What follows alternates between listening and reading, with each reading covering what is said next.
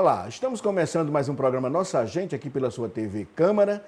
E já que estamos num período de aniversário da Paraíba, ao invés da música, do teatro que a gente costuma apresentar no programa, vamos voltar a um escritor, a um pesquisador, para tratar justamente, para a gente conversar um pouco sobre a fundação da Paraíba. Eu me refiro ao professor Guilherme Dávila Lins. Professor, muito obrigado por ter nos recebido aqui. Eu que agradeço. E gostaria de começar, o nosso tempo é pouco, gostaria de começar lhe provocando, lhe perguntando sobre um trabalho que eu vi seu na própria internet, sobre a fundação da Paraíba, porque há uma convenção, e é histórico, é real, que a Paraíba faz aniversário em 5 de agosto. Mas o professor tem um trabalho que questiona isso, mostra um outro lado, dizendo que a fundação aconteceu mesmo no dia 4 de novembro. Como é essa história, professor?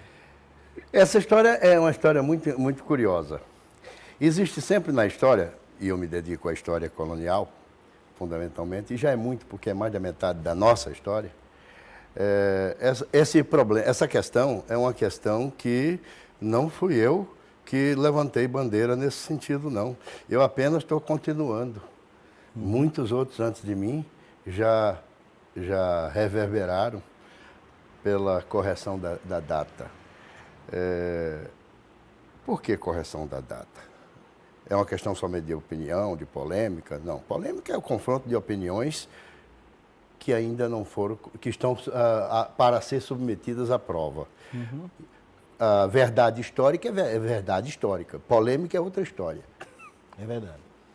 Então, quem diz que a data da fundação da cidade é 4 de novembro, não sou eu. É uma testemunha presencial do fato. É o jesuíta anônimo que escreveu o Sumário das Armadas, que é um relatório, o primeiro da nossa história, é a protocrônica da Paraíba, sem nome de autor, sabe-se que era jesuíta, e sem data. Eu estudo essa obra há mais de 30 anos, eu consegui identificar quem é o autor e consegui saber qual é a data. Por enquanto, eu só deixo dizer a data. Ele terminou a redação desse trabalho em 1594, embora tenha iniciado em 1584 para 85. Ele estava presente quando foi o terreno onde se construiu o forte. A primeira edificação desta terra foi limpo, tinha sido construído na véspera 2 ou 3 fornos de cal para ajudar na construção, e um forte de madeira com os cunhais de pedra e cal, com 150 palmos de lado, era um quadrado de 150 palmos de lado, com a porta abrindo para a colina onde se estendeu a cidade, e com os canhões, as costas do portão, que eram 8 canhões, um ao revés do outro, ou seja, enviesado, o que já mostra, por uma questão de posicionamento, que ele estava olhando para a direita, para a entrada do Sanhoá, no Rio Paraíba. Uhum. Caso contrário, não precisava ficar um ao revés do outro, como se dizia na época. Isso começou no dia 4 de novembro de 1585. Se a data oficial é 5 de agosto, eu só posso lamentar, mas tudo bem, tudo bem. Essa é a data em que o 5 de agosto, a data da padroeira da cidade, cuja invocação foi escolhida pelo próprio ouvidor-geral Martim Leitão, que aqui se encontrava, e o dia 5 de agosto é um dia tão importante quanto o da fundação do forte. Mas o que é que acontece no 5 de agosto, precisamente? Porque lá no Varadouro, tem um monumento, inclusive, né, com a imagem de um índio, lá Lá no Varadouro. No Varadouro, perto da... 5 de agosto é o Dia das Pazes. Perto da linha do trem. É o que representa mesmo, se tornou oficial, mas o que ele representa... Representa e ele significa o dia em que os portugueses reafirmaram as pazes, o armistício com os tabajaras, de quem no passado já tinham sido amigos, que se desavieram, ficaram inimigos posteriormente e agora estavam novamente reafirmando o compromisso de paz. No dia 5 de agosto, cuja invocação da Igreja Católica é Nossa Senhora das Neves. Eu até tentei me lembrar agora, na Ilha do Bispo, precisamente, que tem esse monumento, que cita o dia 5 de agosto. Agora, então, nesse dia 5 de agosto, eles fazem as pazes, os tabajaras... Fazem as pazes. Para você se entender melhor esse problema, essa era a ocasião em que chegava a segunda expedição de conquista da Paraíba, sob a responsabilidade do ouvidor-geral Martim Leitão. Conquista do território, cujo objetivo era reduzir os índios inimigos e expulsar os franceses. Os índios inimigos, era o Potiguara. Naquele momento, até aquele momento, era Potiguara e Tabajara. Mas no momento que acenou-se uma oportunidade para se fazer as pazes, então o ouvidor-geral Martim Leitão, que estava aprestando a segunda expedição dele à Paraíba, chegou a Olinda, 2 guerreiros, filhos de Piragibe, que pediam socorro por ele prometido, caso se aliasse novamente aos portugueses, porque eles estavam sendo atacados pelos potiguara, com quem tinham feito um pequeno armistício, mas não deu certo. Então, para não perder a oportunidade, melhor ter uma facção a favor do que 2 contra. Então, ele imediatamente chamou, o ouvidor-geral chamou uma pessoa de sua confiança, que era o João Tavares, deu a ele o comando de uma pequena caravela, onde foram 13 soldados espanhóis e 7 portugueses, incluindo o próprio João Tavares, para poder acertar essas pazes, porque era muito mais fácil fincar pé de conquista na terra com uma das facções, mesmo que fosse a menor das duas, ao seu favor, do que com as 2 contra. Então os portugueses retomaram essa aliança, as pazes com os tabajaras. Enquanto Martim Leitão estava prestando aquela segunda expedição, que só chega no dia 29 de outubro de 1589. Para juntos, portugueses e tabajaras se estabelecerem, vencerem os potiguara, no caso. Venceram os potiguara. Porque sozinhos estava difícil. Estava muito difícil, tanto é que durou mais 14 anos. Existem relatos de documentos do Livro do Tombo do Mosteiro de São Bento que falam de ataques dos potiguara aqui na cidade. Aqui na cidade. Eles destruíram a segunda versão do Forte Cabedelo em 1591. Eles deram muito trabalho. Dizer, até o dia 15 de junho de 1599, quando finalmente, já muito desfalcados, muito cansados de guerra, eles resolveram se render. Quer dizer, os portugueses conquistaram, se estabeleceram em 1585, como a história registra hoje. Que é a conquista formal. Sim, formal. Mas os potiguara ainda resistiram durante mais 14 anos. Mais 14 anos. Mais 14 anos. Aí que a gente chama as pazes.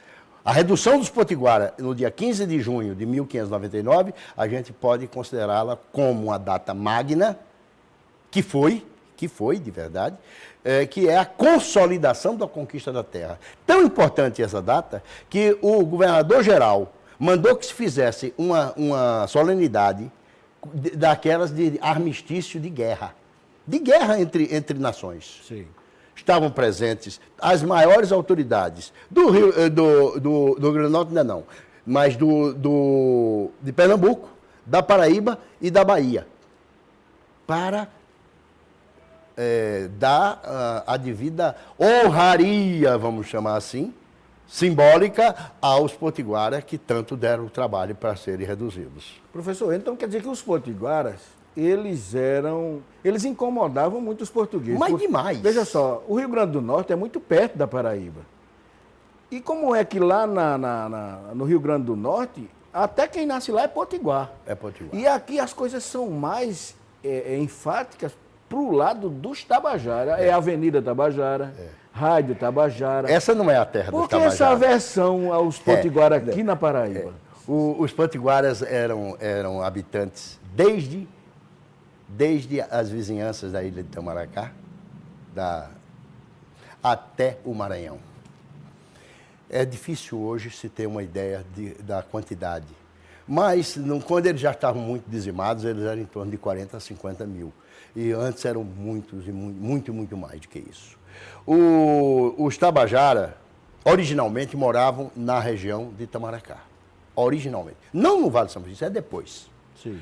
Tanto é que a esposa índia do velho Jerônimo de Albuquerque, o Torto, cunhado de Duarte Coelho, é a Maria do Espírito Santo Cardoso. Depois de Arco Verde, depois de batizada, ela era tabajara. Ela era tabajara. O filho dela, conquistador do Maranhão, o mameluco Jerônimo de Albuquerque, homônimo do pai, era mameluco tabajara, reconhecido, com fidalgo da Casa Real, porque foi afilhado. Os 8 filhos dessa tabajara foram todos eles nobres. Todos eles com título de nobreza. Mas aqui no litoral da Paraíba não tinha tabajara, não. Não, os tabajara foram sendo rechaçados pelos potiguara, rechaçados, chegaram às margens do Rio São Francisco. E lá se estabeleceram. Lá se estabeleceram e muitos anos mais tarde, olha, eu estou falando das guerras de conquista da capitania de Pernambuco, isso é 1534, 35, a partir daí. Os tabajaras foram rechaçados para o Vale do São Francisco, não muito distante do litoral, e lá ficaram estabelecidos. Tanto é que quando chegou uma determinada expedição de conquista de índios lá para índios inimigos, esse tipo de guerra era permitida, mas não se pedia permissão, primeiro se conquistava, depois se pedia permissão. Esses portugueses que lá chegaram pediram ajuda aos tabajara, que eram inimigos desses índios. E eles deram ajuda. A preação de índios não foi suficiente, a safra de escravos índios não foi boa, e eles tramaram escravizar os próprios tabajara, seus aliados. O velho Piragibe, que chegou a mais de 100 anos, nessa época tinha bem menos, percebeu que ia ser traído. E como se costuma dizer na gíria, antes que eles fossem jantados, eles, tabajaras, almoçaram os portugueses. Almoçaram, agora não ficaram esperando pela vingança dos portugueses. Nem eram loucos para voltar para o litoral, nem tampouco seguir, atravessar o Rio São Francisco. Subiram mais um pouco o São Francisco, chegaram nas fraldas da Chapada da Borborema, na altura de Monteiro, seguiram as nascentes do Rio Paraíba e chegaram a Paraíba, próximo do local onde eles originalmente viviam. Encontraram quem? Seus arqui-inimigos e parentes próximos, os potiguara. Mas agora com uma pequena diferença. Ambos estavam inimigos dos portugueses. Os fizeram uma breve aliança, ou ninguém sabia que ia ser breve, mas fizeram uma trégua. Uma trégua, e os potiguara muito mais numerosos, mas muito mais exigentes, disseram que eles podiam ficar ali, mas eles ficariam como a primeira linha de fronteira contra os ataques portugueses, ou seja, do lado de cá do Rio Paraíba, como bucha de canhão ou escudo. Sim. E exatamente Martim Leitão, na sua primeira expedição, encontra quem? Os tabajara. E aí ele retoma a amizade. Tenta retomar. Tenta retomar. Tenta, mas não dá certo, porque, por um lado, talvez até eles quisessem retomar a amizade, mas eles tinham os Potiguara, com quem tinham feito uma aliança que não era de se desconsiderar devido à força numérica dos Potiguara. E chegaram a brigar os portugueses e os Tabajaras, que nessa ocasião não estavam na Ilha do Bispo, eles não moravam na Ilha do Bispo, moravam no Rio Tibiri, tanto a facção de Guirajiba como a de Piragiba. Foi uma briguinha pequena, escaramuça pequena. A conquista não foi lograda nessa oportunidade da primeira expedição do ouvidor-geral Martim Leitão. E o Martim Leitão disse, olha, se vocês fizerem as pazes comigo, quem conta tudo isso é o jesuíta anônimo que estava presente e diz que alçou um crucifixo na frente da linha de batalha. Uhum. Se vocês fizerem aliança conosco, portugueses, eu prometo dar proteção a vocês contra os Potiguara. Mesmo assim, eles não se fiaram muito. Uhum. Como não brigaram também muito, daí os Potiguara chamaram de Panema, que alguns dizem que isso é traidor, não, Panema significa fraco. Mole. Mole. E eles, com a saída dos portugueses nessa expedição, voltando a Pernambuco, os Potiguara então caíram de pau em cima dos Tabajara.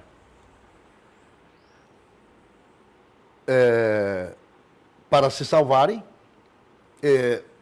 o Piragiba manda 2 filhos a Olinda para pedir aquele socorro prometido. Sim. Ocasião em que o Martim Leitão estava aprestando a segunda expedição para a Paraíba. Diante disso, não vamos perder a oportunidade de fazer as pazes, pelo menos com uma das facções, vai facilitar a conquista da terra. Sim. Então, chama o João Tavares, como eu te disse no início, agora a história ganha o contorno da coerência e da consequência. Chama João Tavares, que era pessoa de confiança, assume o comando dessa caravela, leve alguns portugueses, 13 soldados espanhóis, que era para a defesa da própria caravela, e vá lá. Saíram no dia 2. No dia 3, bicaram na boca da barra do Rio Paraíba, deram alguns tiros de canhão para assustar os Potiguara, chegaram no Varadouro, estavam os Tabajara esperando. Toda circunstância desse gênero, de reaproximação ou de aproximação, até hoje, quando a gente se lembra das histórias dos irmãos Vilas Boas, eles ficavam como que se namorando um bocado de tempo para poder fazer as pazes, selar as pazes. Existia um rito, e até hoje existe. Então, eles ficaram trocando presente, trocando, como se dizia, reféns, que era reféns, mandava um português para ficar com os índios, e enquanto isso vinha um índio para dentro da caravela para ficar com os portugueses, para mostrar que eram merecedores de confiança. Até que no dia 5, dia de invocação de Nossa Senhora das Neves, que ficou sendo padroeira da urbe que foi criada a partir do dia 4 de novembro, em homenagem, com a invocação de Nossa Senhora das Neves, então o Dia das Pazes é o dia 5 de agosto. Tão importante quanto qualquer. Quer dizer que se os Tabajaras não tivesse feito essa reaproximação... Demoraria. A data da Paraíba pelo menos tinha retardado mais. Mas ainda mais. Porque eles teriam que lutar novamente com os Tabajara e com os Potiguara. Mesmo depois de feitas as pazes, mesmo depois de feito o forte, os Potiguara ficaram fustigando os portugueses durante mais 14 anos, a ponto de destruir o fortim de Manuel de Azevedo, na Ilha da Restinga, que nessa época se chamava Ilha da Camboa, porque lá ele construiu uma camboa, e depois chamou Ilha dos Frades, porque foram os frades de São Bento que compraram essa ilha mais tarde. Eles destruíram esse forte, Eles destruíram o Forte de Cabedelo na sua segunda versão, em 1591, queimaram o forte. Era muita resistência. Né? A resistência era ferocíssima, Os potiguaras. ferocíssima. Os potiguaras eram extremamente belicosos, extremamente belicosos. Mesmo depois de reduzidos, sempre ficou o ranço. E o nome da cidade, como é que começa a ser formado? Existe um refrão que faz parte da nossa cultura histórica, que diz: essa terra foi cidade sem nunca ter sido vila. Isto é apenas meia verdade. Porque para poder explicar que é apenas meia verdade, é preciso dizer que o nome cidade, naquela época, não tem o mesmo valor que o nome cidade tem hoje. A organização política de uma colônia ou de uma nação, no caso a portuguesa, mesmo que subordinada ao domínio do Império Espanhol, mas foi a nação portuguesa, foi o Reino de Portugal que foi agregado e não o território de Portugal. Portanto, as leis de Portugal continuaram sendo as mesmas leis. Prevalecendo. Nós não tivemos nenhum governador-geral espanhol. Nós não tivemos nenhum governador de capitania da coroa espanhol. Nenhum. E tem historiador, professor, tem historiador que cita aqueles canhões na Baía da Traição como espanhóis. Que nada. Parece nem os de Cabedelos. Daqui a Cabedelos são ingleses. Parece que é muito fácil no meio da história que se cria mito também, claro. Né? Criar mito em história é a coisa mais fácil do mundo. Retificar o mito é a coisa mais difícil. Você dizendo uma vez um mito, ele cola. Dizendo 1000 vezes a verdade. Mas vamos ao nome da cidade, para a gente não perder o fio. Então, a cidade, no caso, a unidade política do domínio português é a vila.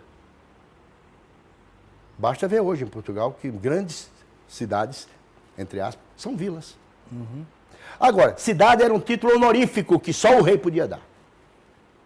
Só o rei podia dar o título honorífico de cidade. A vila é que tinha direito à Câmara, direito a pelourinho, enfim, tinha organização política estabelecida. Cidade era a vila que recebia a benfeitoria honorífica do rei para que se chamasse a cidade. Às vezes o rei dava até um título adicional. A sempre leal e honesta cidade, as coisas desse tipo. No nosso caso, o rei não sabia que o Forte do Varadouro tinha sido fundado. Ele só tinha tido notícia que a semente anterior de conquista, que nunca chegou a vingar, que foi o Forte de São Felipe Santiago, tinha sido destruído. E hoje, até hoje, está reduzido ao seu nome remanescente, Forte Velho.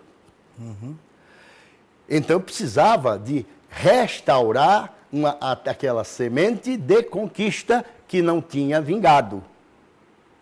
Ele tinha recebido essa notícia, mas ainda não tinha recebido as cartas de Martim Leitão, dizendo que tinha conseguido construir um substituto do Forte de São Felipe Santiago.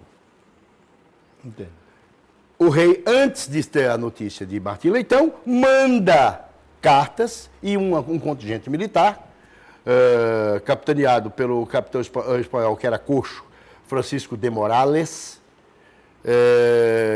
para que ele, aqui, chegando, ele, juntamente com Martim Leitão, providenciasse um forte que substituísse o Forte de São Felipe Santiago, lá em Cabedelo, onde ele queria. E este forte seria comandado pelo capitão espanhol. Bom, ao chegar no Recife, quando o Martim Leitão tinha recém-chegado da fundação do Forte do Varadouro, diplomaticamente, o Martim Leitão disse: olha, tudo bem, só que eu mandei cartas para o rei, sugerindo o capitão João Tavares, que lá deixei como comandante do forte, ou seja, como o governador, entre aspas, interino, E, por enquanto, o senhor fica sob o comando dele, até que o rei mande notícias e ordens neste sentido. Ele não disse nem que sim, nem que não. Ficou se refestelando, porque foi muito bem tratado, até para poder concordar. E quando ele chegou com os seus soldados espanhóis aqui no Forte do Varadouro, a primeira providência foi depor João Tavares e seus 35 soldados milicianos portugueses. Depois, de tal forma que eles tiveram que voltar para Pernambuco. E ficou. Agora, os índios Tabajara, que gostavam muito de João Tavares e o conheciam desde os tempos primitivos anteriores à briga, aí não gostaram.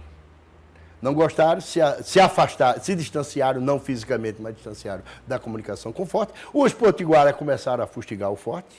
Os franceses chegaram e ele começou a pedir socorro a Martim Leitão.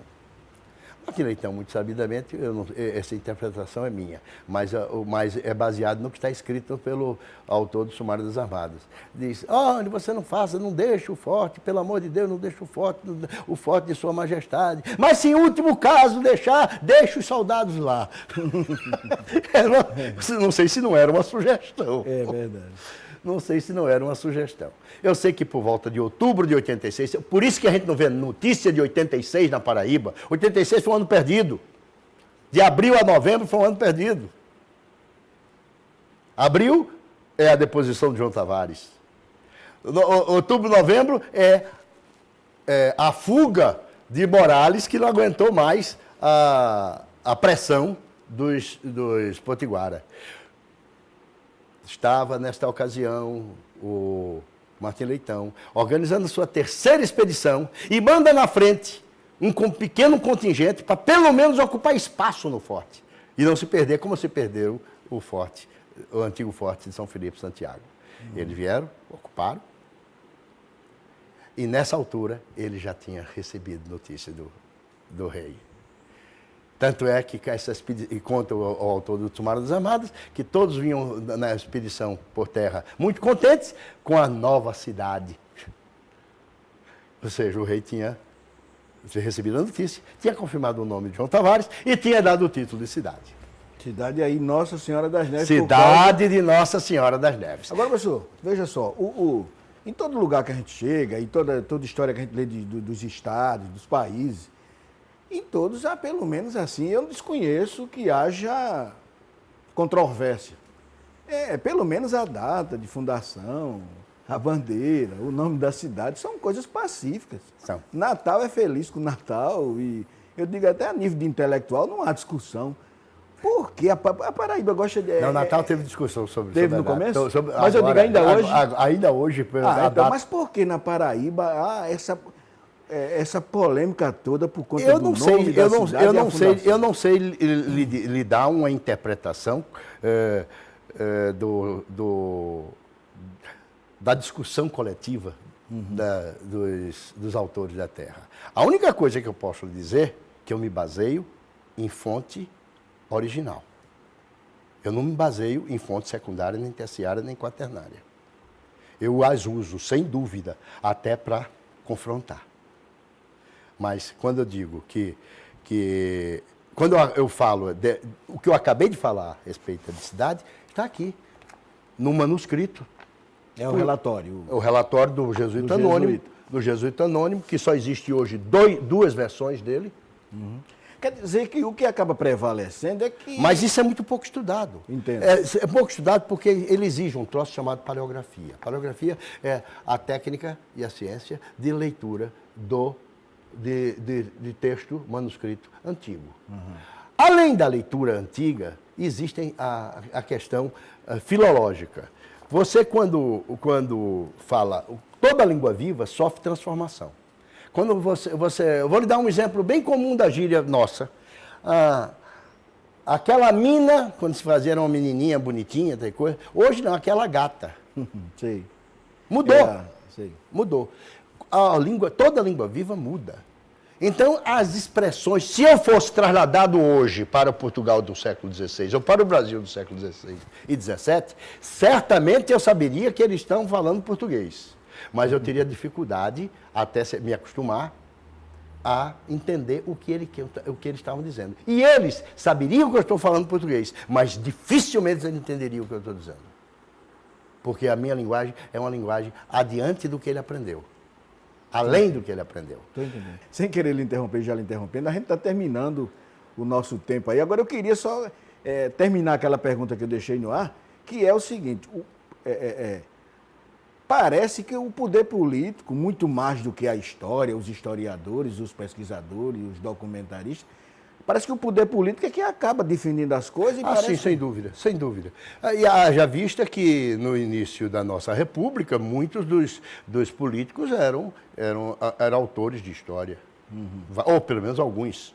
Pelo menos alguns eram autores. O Instituto Histórico e Geográfico Paraibano foi fundado sob os auspícios do governo do Estado.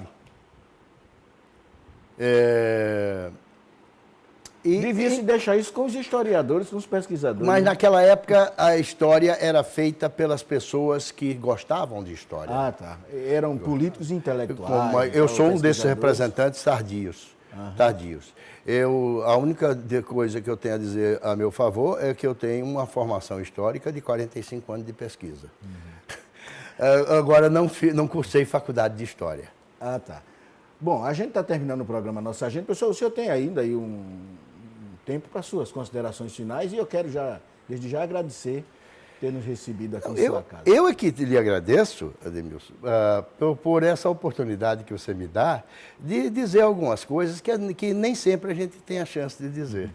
Porque há de se convir que nós vivemos sempre, nos dias atuais, a grande batalha da história oficial contra a história real. E a história real está nas fontes.